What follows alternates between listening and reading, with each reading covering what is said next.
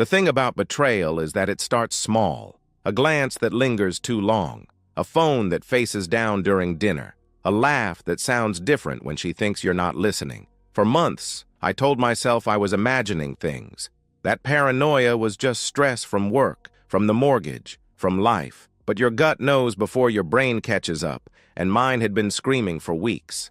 My name is Nathan Reed. I'm 34, and until 4 months ago, I thought I had the perfect marriage. Vanessa and I met 6 years ago at our friend Mike's wedding.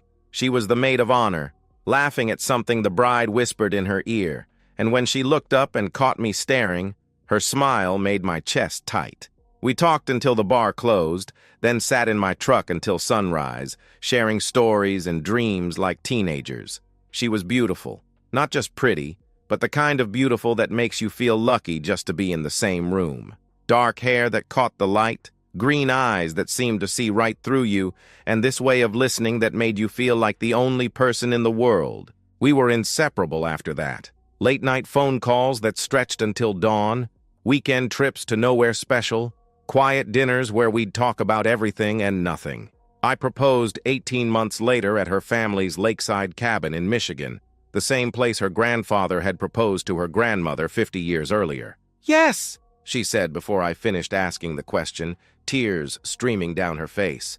The wedding was perfect. Small ceremony, close family and friends, dancing until the venue kicked us out. We honeymooned in Ireland, driving the countryside and staying in bed and breakfasts, where the owners treated us like their own children. We bought our house in suburban Columbus the following spring, a 3-bedroom colonial with a wraparound porch and mature oak trees that made the backyard feel like a secret garden. Vanessa loved hosting dinner parties, turning our dining room into something from a magazine with her attention to detail and genuine warmth. She worked as a hospital administrator at Ohio State's Medical Center, managing budgets and staff schedules with an efficiency that amazed me. I ran construction crews for a mid-sized development company, building shopping centers and office complexes around central Ohio. Our schedules meshed perfectly. Home by 6 most nights, weekends free for projects around the house, visiting family, or just being together. We talked about kids someday, maybe in a year or two, after we got the basement finished and her career stabilized. But somewhere in the last 4 months, the woman I married started disappearing. It began with her phone. Vanessa had always been casual about it, leaving it on counters, asking me to check messages while she drove. Suddenly, it was always face down, always within arm's reach, password protected with a code she'd never shared. When I asked about it, she'd shrug and say something about work requiring better security protocols.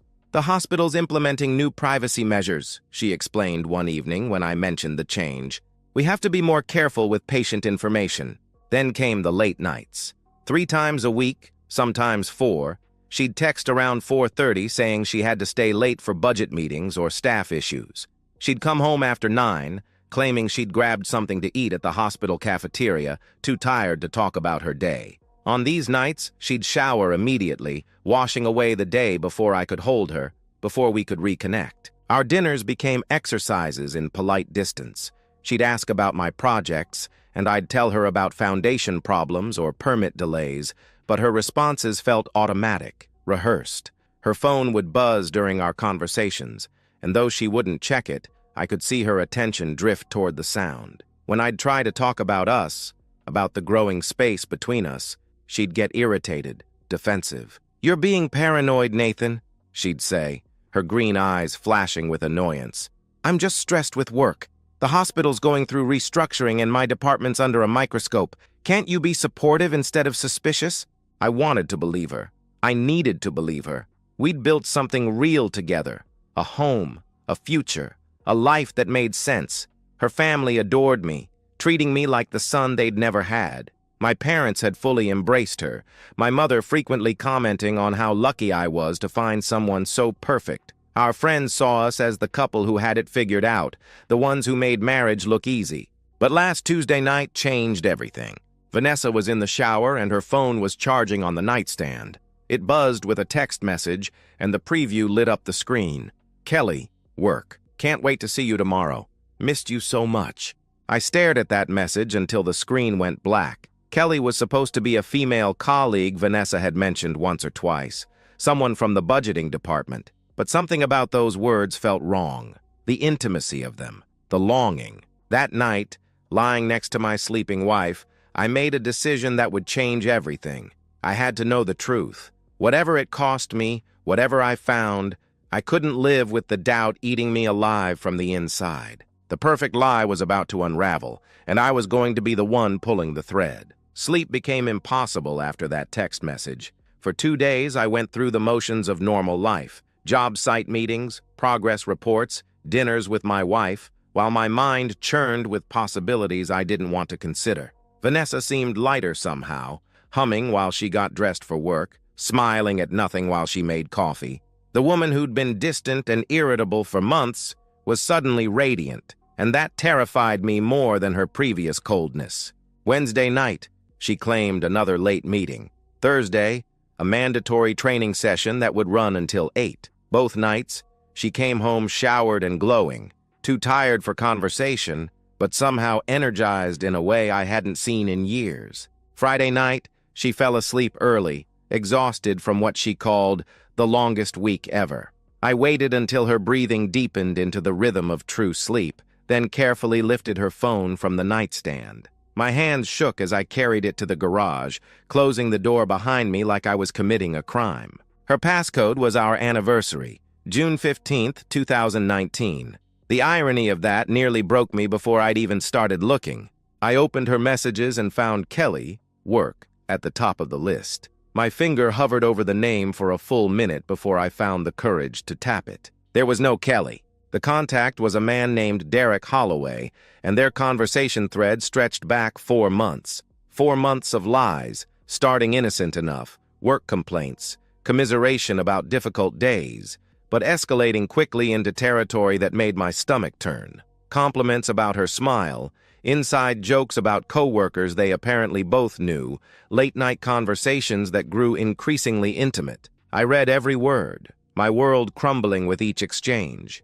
Messages where she called me predictable and boring, where she complained about feeling trapped in our suburban life. Photos that made me want to smash the phone against the garage wall.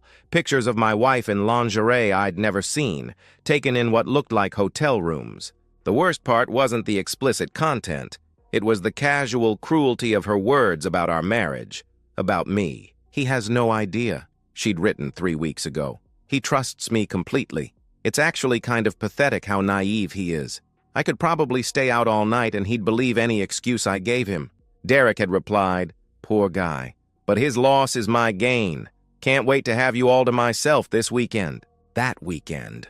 The weekend she'd told me she was visiting her college roommate in Cleveland. She'd been gone from Friday evening until Sunday afternoon, claiming her friend needed emotional support during a difficult divorce. I'd sent flowers to her hotel as a surprise, wanting to show I supported her being there for a friend in need. She'd never mentioned receiving them. I scrolled back through weeks of messages, watching the evolution of their relationship. Derek was 28, worked in pharmaceutical sales, single and apparently proud of it. His social media, which I accessed through links he'd sent her, painted the picture of a man who thought he was God's gift to women. Gym selfies, expensive dinners, posts about living life to the fullest and taking what you want. He'd taken my wife. But more than that, he'd shown her how to lie to me with surgical precision. Every excuse she'd given me for the last 4 months was planned, rehearsed, coordinated with him. The late meetings were dinners at restaurants downtown. The training sessions were afternoons at hotels near his apartment. The weekend with her college friend was 2 days at a cabin he'd rented, where they'd played house while I worked overtime to surprise her with a bathroom renovation she'd mentioned wanting. I took screenshots of everything. Hundreds of messages, photos, GPS locations from when they'd shared their whereabouts with each other. I saved them to a cloud account she didn't know existed, organized them chronologically, backed them up to external drives. The evidence was overwhelming and undeniable. By the time I crept back into our bedroom and placed her phone exactly where I'd found it, the sun was rising. Vanessa stirred as I slipped under the covers, rolling toward me with a sleepy smile. "Morning," she whispered, pressing a kiss to my shoulder. "Love you." I stared at the ceiling and managed to whisper back, Love you too. It was the last lie I would tell her. Over the next 2 weeks, I became a ghost in my own life. I went to work, managed my crews, handled problems and deadlines with mechanical efficiency. I came home, made dinner, watched television beside my wife while she texted with her lover. I kissed her goodnight and lay awake listening to her breathe, planning what came next, because something was coming. Vanessa had made her choice, and Derek had made his.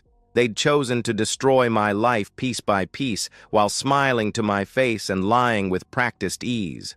Now it was my turn to choose, and I chose war. The old Nathan would have confronted her immediately, would have thrown the evidence at her feet and demanded explanations, apologies, some kind of acknowledgement of the pain she'd caused.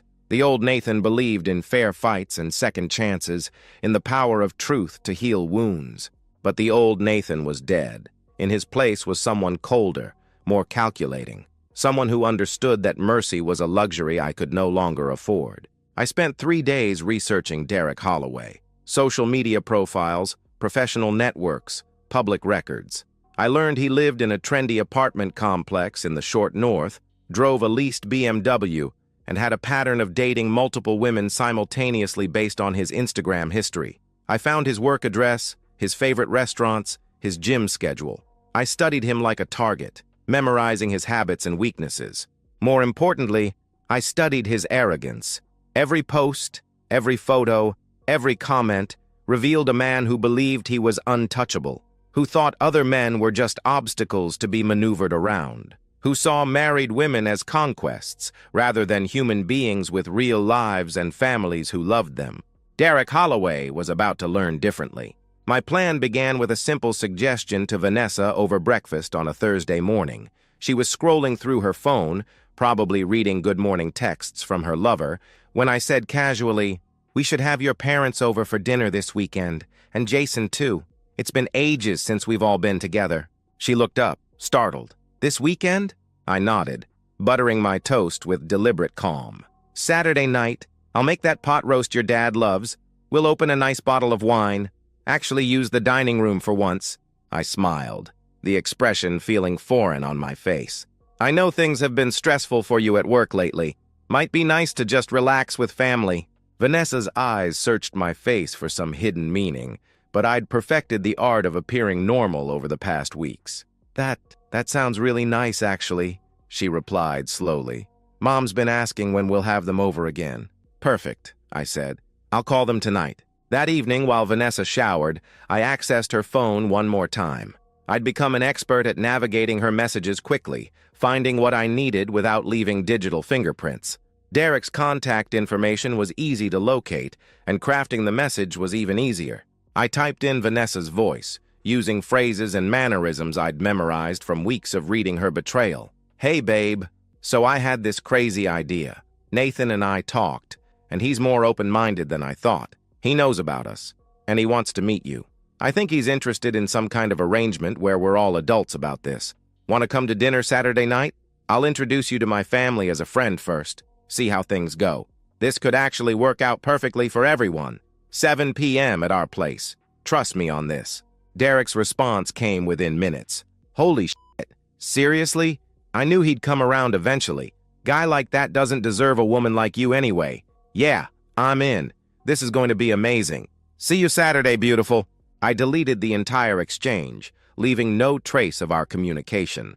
Vanessa would have no warning, no chance to prepare or prevent what was coming. Derek would show up expecting a progressive, open-minded husband ready to negotiate his wife's affections like a business deal. Instead, he'd walk into a room full of people who loved me, who trusted Vanessa, who had no idea their perfect family was built on months of lies and betrayal. The rest of the week passed in careful preparation. I called Vanessa's parents, Robert and Linda, warm people who'd welcomed me into their family from day one. Robert was a retired electrician who treated me like the son he'd never had, always ready with advice about home repairs or life in general. "We'd love to come over," Linda said when I called. "It's been too long since we've all been together."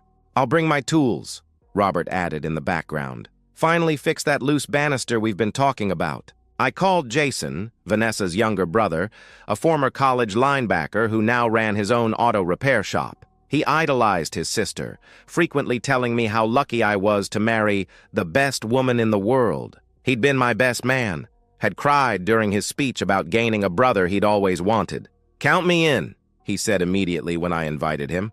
"I'll bring beer and stories from the shop." Their excitement felt like acid in my stomach, but I pushed through it. This wasn't about hurting them.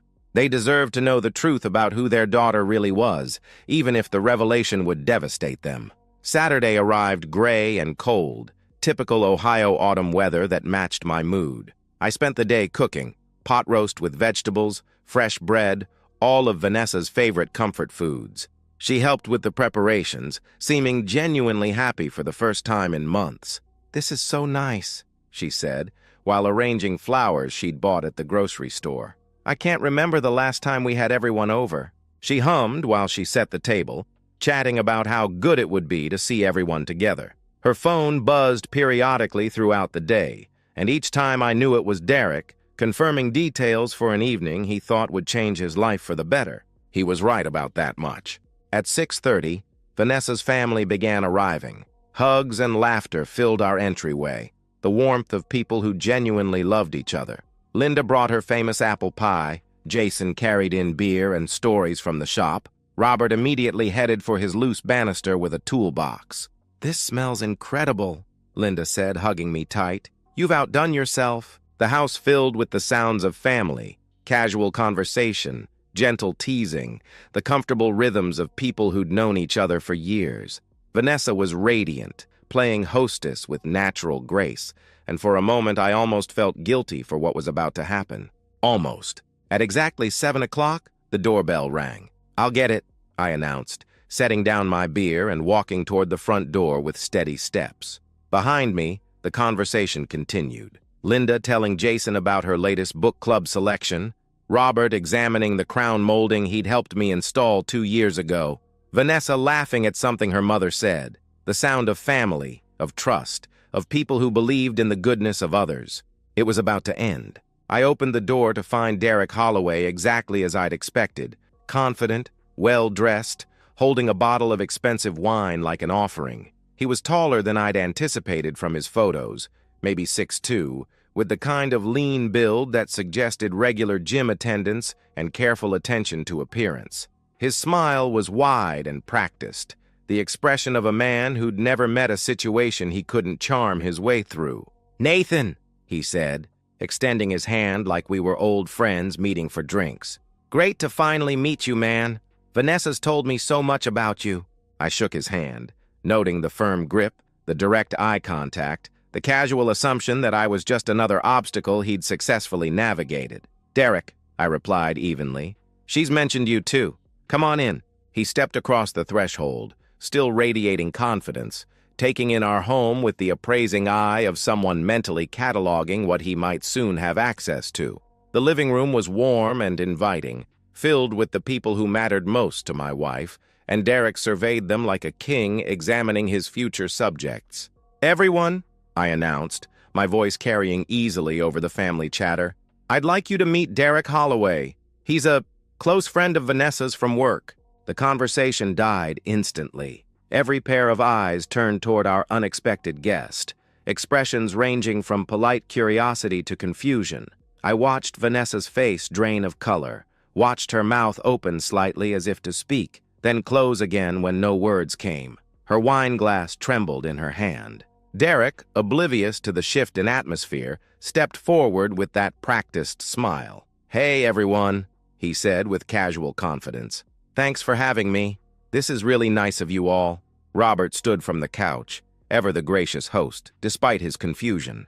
"Nice to meet you, son," he said, extending his hand. "I'm Robert, Vanessa's father." He shook Derek's hand, studying him with the careful attention of a man who'd raised a daughter and knew when something wasn't quite right. Linda offered a polite hello, her maternal instincts clearly picking up on the tension radiating from her daughter. "It's lovely to meet you, Derek," she said, though her voice carried a note of uncertainty. Jason remained leaning against the kitchen counter, beer bottle frozen halfway to his lips, eyes moving between Derek and Vanessa with growing suspicion.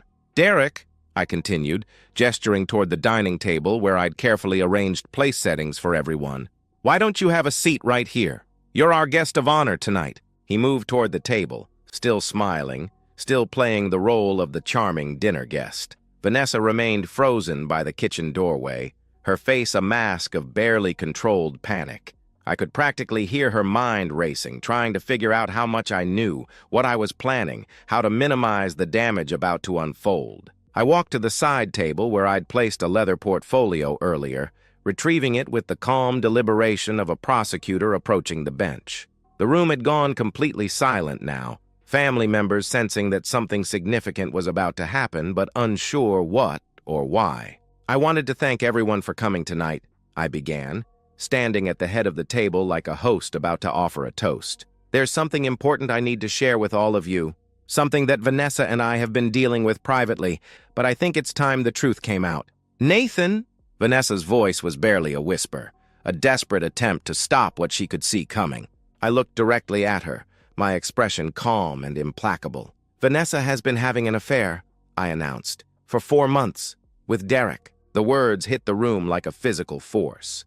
Linda gasped, her hand flying to cover her mouth, the color draining from her face. Robert's expression hardened into something I'd never seen before, a father's protective rage mixed with devastating disappointment. Jason straightened, his beer bottle hitting the counter with a sharp crack that made everyone jump. Derek's confidence finally cracked. "What the hell?" he started. "These," I continued, opening the portfolio and placing the first printed screenshot on the table, "are text messages between my wife and Derek. Messages where she talks about how boring our marriage is, how naive I am, how easy it is to lie to me."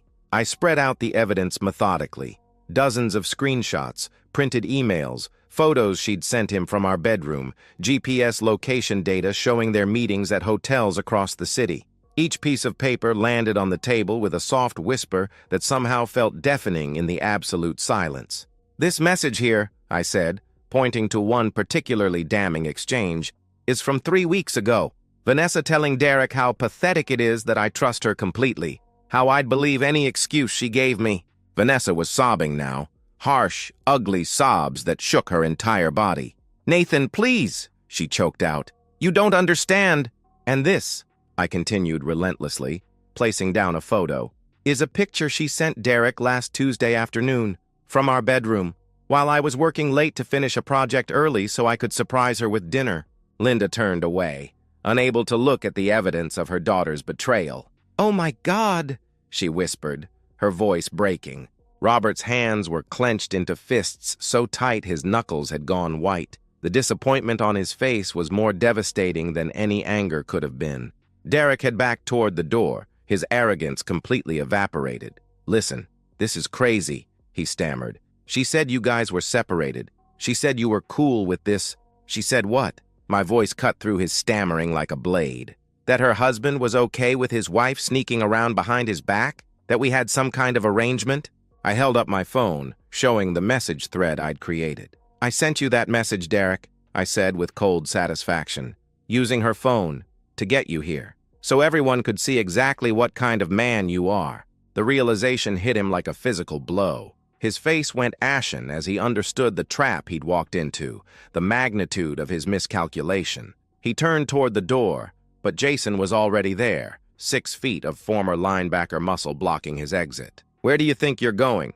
Jason asked, his voice low and dangerous. "You thought this was a game," I said, my voice deadly quiet. "You thought you could walk into my house, sleep with my wife, and face no consequences. You thought wrong." What happened next was swift and brutal. Derek tried to push past Jason, but my brother-in-law grabbed him by the collar and slammed him against the wall. "You piece of shit," Jason growled, his face inches from Derek's. Robert joined him, 65 years old but still strong from decades of manual labor, his face a mask of paternal fury. "You came into my daughter's home," Robert said, his voice barely controlled. "You disrespected my family, my son-in-law, my daughter's marriage. You thought there wouldn't be consequences?" The beating that followed wasn't long, but it was thorough enough to ensure Derek understood that some actions have prices that can't be negotiated or charmed away. When they finally let him go, he stumbled out our front door bloody, humiliated and broken, never to return to our lives. Vanessa collapsed into a dining room chair, surrounded by the wreckage of her choices and the silence of her family's devastation. Linda couldn't look at her own daughter. Robert stared at her like she was a stranger. Jason shook his head in disgust and walked out to the porch, unable to be in the same room. I stood in the center of it all, the portfolio still in my hands, and looked down at the woman I'd loved completely for 6 years. "I filed for divorce yesterday," I said quietly. "My lawyer has copies of everything. You'll be hearing from him Monday morning. Pack your things and get out of my house." I turned and walked toward the kitchen, leaving her surrounded by the ruins of her perfect lie and the family whose love and respect she'd destroyed forever. The revenge was complete, but somehow it felt like just the beginning. 3 months later, I sit on the back deck of my house now, watching the November sun set through bare oak branches. The divorce was finalized last week, a swift and merciless legal execution made possible by the mountain of evidence I'd gathered. Vanessa's lawyer advised her to settle quickly and quietly, knowing that any court battle would only expose her further and cost her what little dignity remained. She got nothing. The house, the savings, the life we'd built, all of it stayed with me. Ohio's adultery laws are clear about consequences, and the evidence was overwhelming. Her affair wasn't just betrayal. It was legally documented abandonment of our marriage. The aftermath rippled through every corner of her life like a stone thrown into still water. Her parents barely speak to her now. Linda called me 2 weeks after that dinner, crying. "I'm so sorry," she said through her tears. "You didn't deserve this. You've always been like a son to us, and that won't change because of what she did." Robert stopped by to help with some repairs, working in silence for hours before finally speaking. "You deserved better than what she gave you," he said quietly. "We all did." Jason refuses to see her entirely. The sister he'd idolized, the woman he'd called perfect at our wedding, was revealed to be someone he couldn't reconcile with his own values. Their relationship may never recover. Derek vanished from Columbus entirely, transferred to his company's West Coast division within 2 weeks of that dinner. I heard through mutual acquaintances that he'd left town with 2 black eyes, a broken nose, and a reputation that preceded him to his new office. Some mistakes follow you across state lines. Vanessa tried to apologize once, showing up at the house a month ago with tears and promises of counseling, begging for another chance. "Nathan, please," she pleaded from my doorstep. "We can fix this. I made a mistake, but we can go to counseling." I stood in the doorway of the home we'd shared and said 5 words. "You made your choice. Leave." I closed the door and watched through the window as she sat in her car for 20 minutes, crying, before finally driving away. I'm not the same man I was 6 months ago. That version of Nathan died the night I read those text messages, replaced by someone harder, more cautious, less willing to trust blindly. Some nights I miss him, the man who believed in unconditional love and happy endings, who thought good people always win if they just try hard enough. But I don't regret what I did. Vanessa chose her path when she chose Derek over our marriage, over our vows, over the life we'd built together. I simply made sure everyone knew the truth. I'm rebuilding now, one deliberate step at a time. New routines, new goals, new ways of seeing the world that don't include her shadow. I've started dating again, carefully, slowly, with the hard-won wisdom of someone who's learned that trust must be earned rather than given freely. The future looks different than I'd planned, but it's mine again. Some betrayals can't be forgiven. Some wounds never fully heal, but some men refuse to be broken.